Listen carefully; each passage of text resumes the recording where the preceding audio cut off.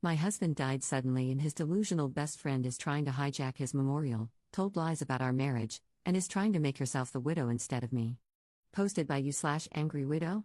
I'll try to make this brief. My 28F husband, Jonah, 36M, passed away unexpectedly a month ago from a stroke. I don't want to get specific about that part, it's the worst pain I've ever felt in my entire life, and I'm still not sure how I'm ever going to move on. We were married for 5 years, together for 7. For the past 2 years, we've been trying for a baby, but we're just getting to the point of considering IVF when he died. Jonah had a close friend in high school named Marjorie, 33F. Marjorie also ended up going to the same university as he did, and they spent a lot of time together during those college years. Jonah said that he liked Marjorie's company but never felt anything beyond friendship with her, which I totally believe. Jonah dated other women during that period but told me that several times Marjorie hinted that she wanted him to ask her out. She also joked about wanting him to be her plan B in case she didn't meet someone and get married by 30. By the time I started dating Jonah, he had moved a couple of hours away from his hometown, and Marjorie. Despite this, Marjorie immediately began finding excuses to come to our town and hang out, which usually involved her encouraging us to go drinking and then her passing out on the couch at Jonah's apartment. I didn't mind her for the most part, but she had a habit of saying things like, "You know you ruined our marriage pact, haha," and pointing out all the things that she knew about him, like what he took in his coffee, his favorite bands, etc. Over the course of our relationship, and especially after we got married, Jonah definitely put some distance into his relationship with Marjorie. He confided in me that he felt he had outgrown her and that they really had little in common anymore. He stopped responding to her invitations to hang out as often, though he would occasionally call to catch up out of guilt, especially when she would text him or leave messages saying she was so sad he was ignoring her and the like. But now he's gone. I had him cremated, like he wanted. We haven't done the memorial service yet. It was too hard for me to even imagine the first couple of weeks, and I also wanted to give time for some out-of-state people to make travel plans. The memorial is this weekend. However, 2 weeks ago, I received an email from Marjorie, sent to around 60 people, including Jonah's family, saying that she was holding a memorial service for Jonah in the town where they grew up, the day before his memorial here. I was completely blown away, seeing as she hadn't mentioned anything to me or even attempted to call. Along with the details, the email said that she was planning the memorial in light of the fact that no other service had yet been held in his memory, and he deserved to be laid to rest with honor. For the record, she was invited to the memorial I've been planning and knew it was happening. I called her, of course, and told her that while I appreciated her willingness to help with Jonah's goodbye, I was already planning a service for him that would involve all of his family and friends. She immediately went on the defensive and said that she had only started to plan a service when she realized I wasn't willing to do it in a timely manner. I told her that the timing wasn't her choice to make, but that if she wanted to have a memorial of some kind, to please just add on the invitation that his official memorial was going to be held this weekend. She said fine. I sent a message to all of Jonah's invited friends and family to make sure they knew the real service with both of our families was going to be here, and then just washed my hands of the whole thing. This week, I received a message on Facebook from Jonah's cousin, saying that Marjorie, who has apparently blocked me on Facebook, created an event for Jonah's official memorial service, her memorial, and invited everyone she possibly could.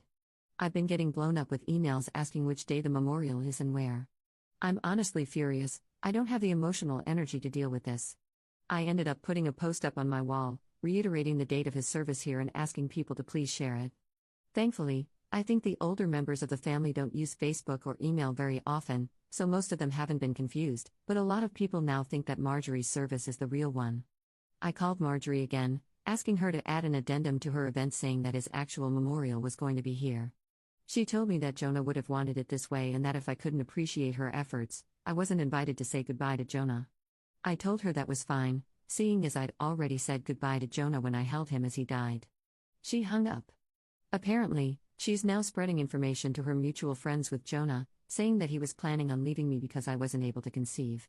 She also said that we had approached her to carry a baby for us, all absolute lies.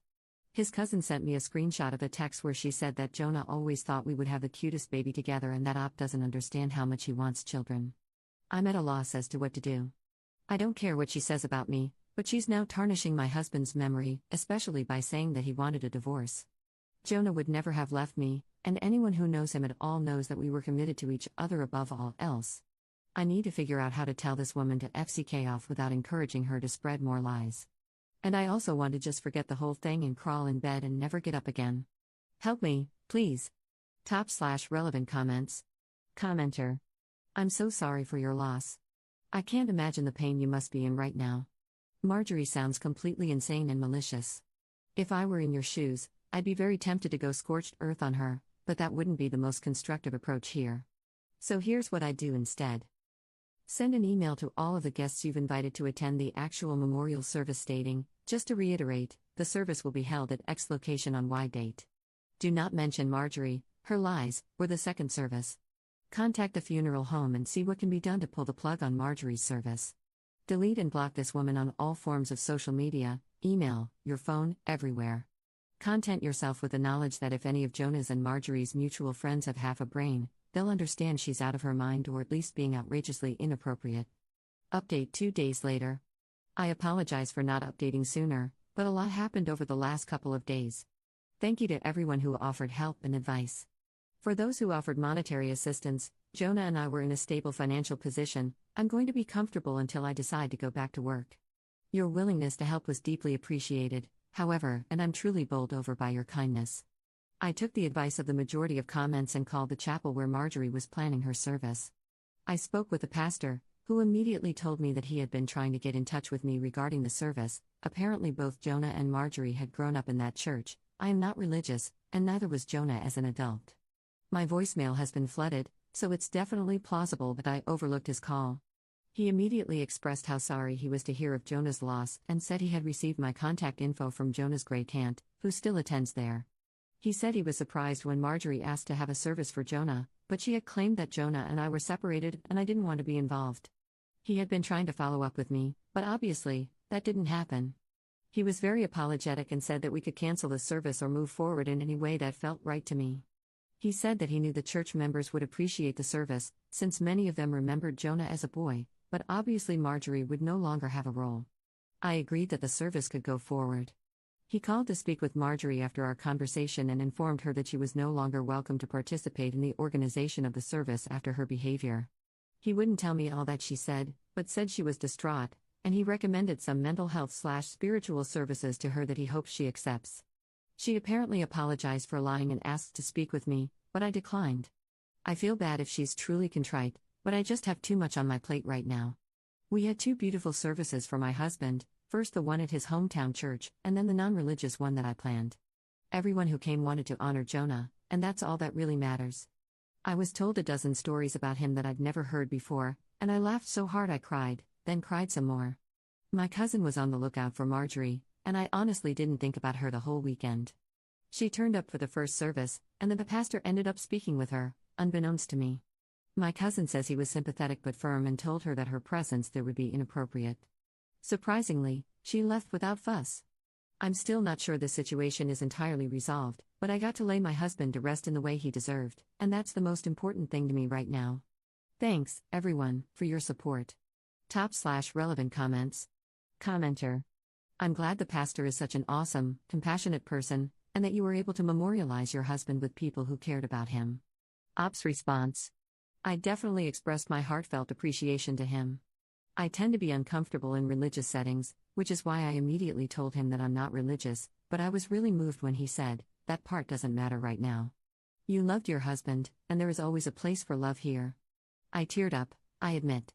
Second update 4 months later. I'm not sure if anyone will remember this post, but I thought I would update since it's been a few months. I haven't been checking my inbox, and I'm sort of amazed I remembered the password at all, but I appreciate all of you who sent encouraging messages. It means a great deal to me. It's been around 5 months since Jonah died, and honestly, it still feels like I'm waking up and living the same day over and over again. I'm in therapy, but the feeling of grief has not subsided whatsoever. Everything reminds me of Jonah, and I still feel like half of me is gone. I'm considering moving out of the country, or at least to a different state, but I also feel like a piece of Jonah is here in the house where we lived. Even worse, Marjorie has still not disappeared. I deleted my social media a couple of months ago in an attempt to simplify my life, but my cousin, who also knows Marjorie, let me know that she has been recently posting photos of herself on Facebook, with Jonah. Some were from several years ago, but she was saying things like "I still miss my man every day and I can't wait until Jonah's baby arrives." She is apparently pregnant and claiming that the baby is my husband's. She has also photoshopped his face onto several photos, some on another shirtless male posing semi-suggestively with her. The photoshopping is pretty good, but it's obviously not my husband's body. People have been saying things like, "Congratulations, we know you'll be a great mother to Jonah's child." Nobody I knew, thankfully. It honestly made me feel sick, and I went and laid in bed pretty much all day. I hate that she is getting to me like this, but I can't stand the thought that she's claiming my husband was unfaithful to me, and that people are believing it. One bright note is Marjorie's brother, who also knew Jonah. On one of her recent posts, he commented, "WTF Marjorie? I spoke to Jonah like 2 weeks before he died and he said he was trying for a baby with Op. You guys were just friends. This is effed up and you know it." The post was deleted a couple of hours later. I don't know what to do anymore. I don't have the energy to battle with this woman, but I'm infuriated and hurt by this blatantly disrespectful pack of lies that she's spreading.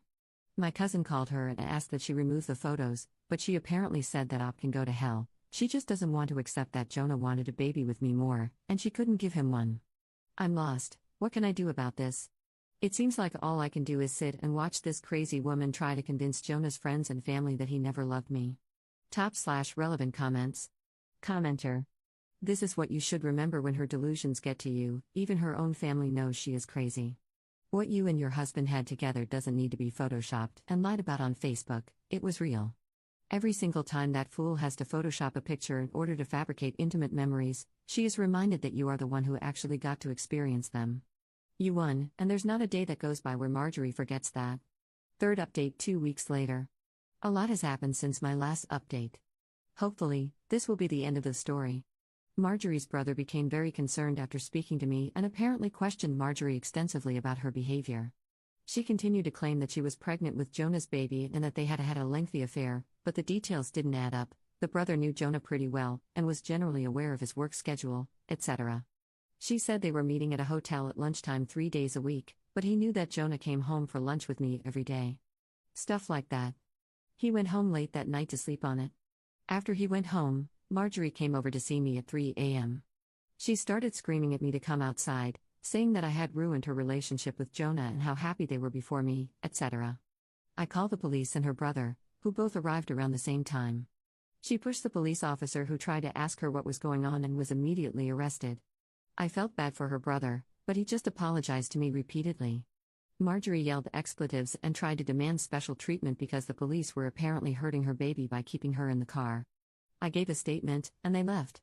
Not exactly sure what happened after, but her brother says she is now under psychiatric evaluation, and is apparently struggling with a mental disorder that he wouldn't name. She has apparently not taken her meds in 2 years. I didn't ask for details, but it seems she is going to get some help. I'm not pressing any sort of charges. Her brother also linked me to his post on social media, where he made it very clear that Marjorie has been having some difficulties, and absolutely none of what she said about Jonah is true. I'm glad this seems to be over, but I've decided I need a fresh start no matter what. I'm looking for a job out of state, and I'll be doing my best to leave my life with Jonah behind. Thank you all for your help and encouragement. Top/relevant comments. Commenter. This is the best update possible. She was a few months shy of stealing a baby from someone's shopping cart. Her delusion had to be shattered, and this was the only way. I hope her being ill actually helps you cope with all of the disturbance she's brought to your life. On a personal note, I lost my partner too. So, naturally, I deeply sympathize with your pain. A lot of people would say that moving doesn't help, and to an extent, that's true. But I get you. I can't set foot in the town we lived in, which is really sad for many reasons. But it is what it is. Moving away from the memories isn't a bad idea. It is hard to heal when you are constantly driving past places that evoke memories. So, good for you on deciding to move. I wish you well with all of this.